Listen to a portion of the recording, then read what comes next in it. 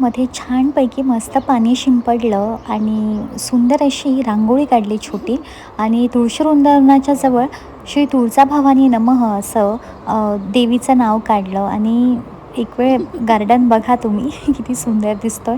आणि त्यानंतर मी आणि बाबा आम्ही आमच्या नांदुऱ्याच्या घरी निघालो आणि बाबा मस्तपैकी शांततेमध्ये ड्रायव्हिंग करत होते.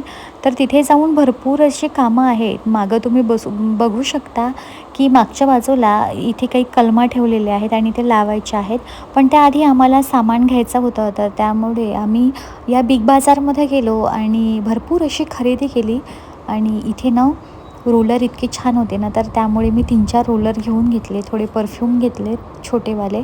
तर ही माझी खरेदी झाल्यानंतर परत मी थोडंसं अगरबत्ती आणि कापूर या सेक्शनकडे गेली आणि तिथून पण भरपूर अशा छान छान अगरबत्त्या घेतल्यात.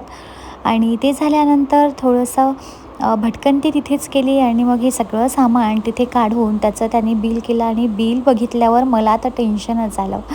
पण सो बाबा होते तिथे.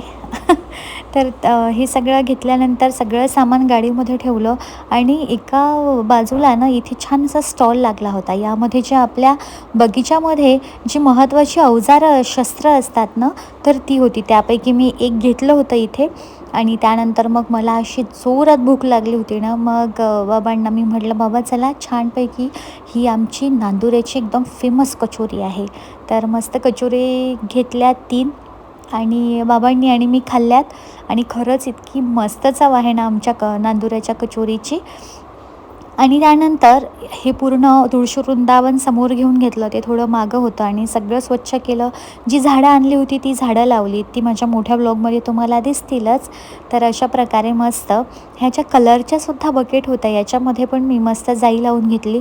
आणि बाहेर हे असं केलेलं आहे. इथे पण झाडं लावायची आणि इथे गुगल वेल लावलेला आहे.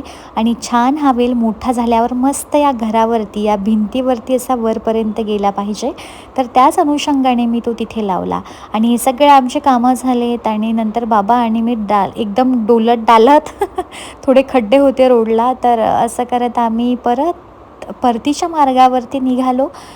आणि खरंच आणि ऊन पण एवढं तापायला लागलं ना, तर म्हटलं चला बाबा थोडंसं लवकरच निघूया. आणि बस रस्त्याने मग काही गप्पा गोष्टी करत.